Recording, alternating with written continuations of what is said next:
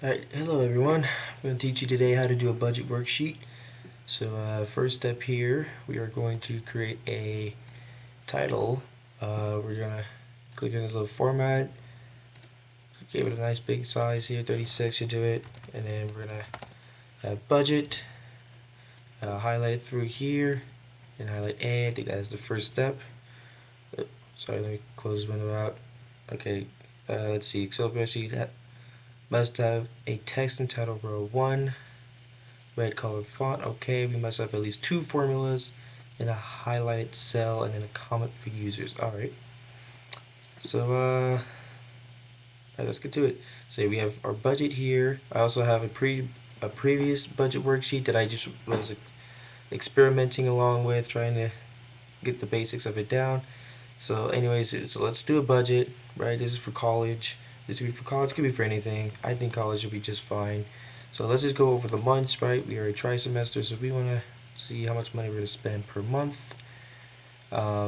Basically, we know we type January, the system's automatically, it's going to have the dates in place. All we got to do is just drag it along all the way through here to M, and then there you go. Now we have all 12 months, January all the way up to December. And then for here we can put expensive. I don't know if I can copy and paste. I can try. Let's grab the stuff from here and then see if we can copy paste over. It does. Okay, awesome.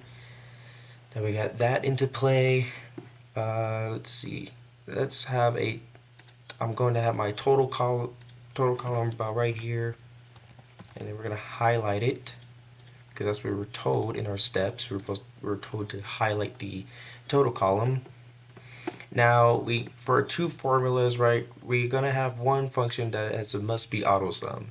So to do that, we're gonna press equals, and then we are going to just say sum, double click that, and then basically we are going to take this row and move it on through here, and make sure you put the parentheses at the end of each function, otherwise you get a sad little error. Hit enter, there we go. So this means that if I put data in here, like let's say for books, I'm going to spend 100, right? January, boom. We know that the total is going to be 100, and the more the more numbers we add, the higher the number goes up. And then instead of me having to enter in a new number each time to make life a little simpler, just like the dates and stuff, we're going to click the bottom right corner here, and then we're going to drag this all the way down to and 10, and boom. So now that when we enter data here, it is going to basically follow all the way down, and we don't have to worry about anything, nothing. But we know that a budget sheet, when we hear something like budget, we're talking about money, right? We're talking about currency. So what we're going to do here is we're going to right click on the cell. We're going to go down here to where it says format cells, and then right here you'll see that there's this little category currency. That's what we want. So we got currency, and then to the nearest dollar, we know that anything to the nearest dollar is we're going to move it 2 decimal places. So here's the decimal places section. Yeah, we got what we only want 2. We're going to click OK, and now you see that worked for 1. And here we can just delete these. It's not going to hurt us.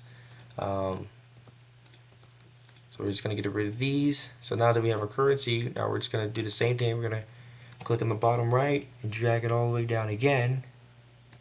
Now everything is in terms of currency, and it's 2 decimal places over. So now we can be able to round to the nearest dollar. Another way to do it is by you can also have the standard 0, and then you can click this little function right here, increase the decimal, where it'll put it 2 decimal places as well. There's 2 ways you can do that. So now for a second function, we can probably do something back to Excel sheet. I did a little something called money left over, meaning that we can, if we wanted to, we can kind of see, depending on how much money we've set for the budget, right? Let's say maybe we want to go look through about how much money we may have left over, because we might not spend all the money that was given in the budget, right? You might have just spent, like, let's say books had like $100, right? The total was 100. That's not good. Let's say we spend about like $100, right? And we're just trying to see if there's a possible chance we maybe only have to spend 60, 80. We want to see if there's any money left over, right? So what we can do, this other worksheet, right, is create another column. We will call it, right, money left over. So let's click on the cell. I'm gonna go money left over. And we want to do it for all the months, right? So we'll put January here. We'll scroll all the way down till we get to December. There we go.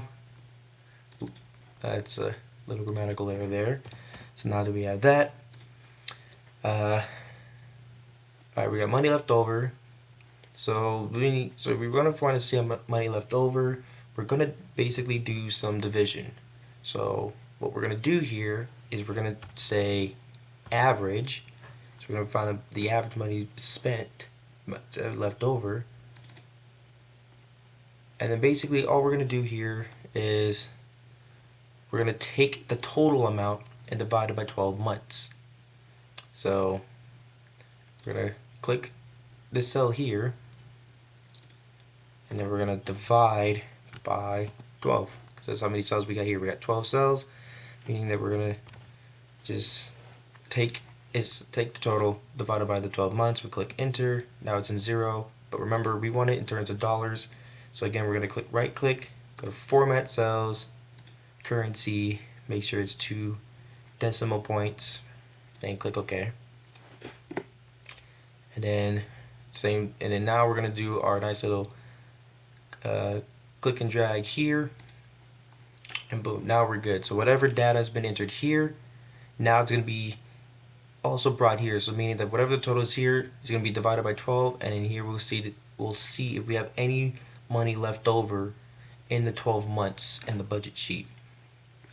And then here I'll leave a little note down here saying like note to round to the nearest dollar. You can either one, click the cell,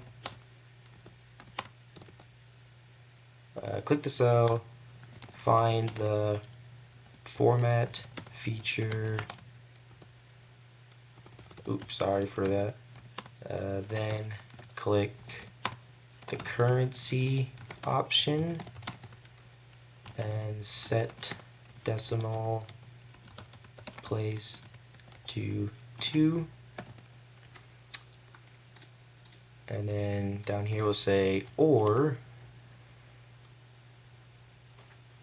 you can enter a 0, click the $sign on the number section, and then click the decimal increase to 2, meaning that if you click this decimal increase twice, it'll set it to 2. And yeah, oh shoot, I'm so sorry for the grammatical errors. Let's have grammar take care of that. There we go. Now we have our little note. But yeah, now you guys know how to set up a budget sheet. We now know that for dates and stuff, all we got to do is just put in the date we want, the month we want, drag it all the way across, right? Now we have our 12 months, we have our categories for what we want. We now have a function that will sum up the amount of money that we are going to spend for each category for each month. And then if we also have a function that will help calculate how much money we may have left over for this said months, for how much we spent during our college experience, or whether or not this is just for our regulatory 9 to 5. Hopefully this helps, and yeah, hopefully I'll see you guys next time.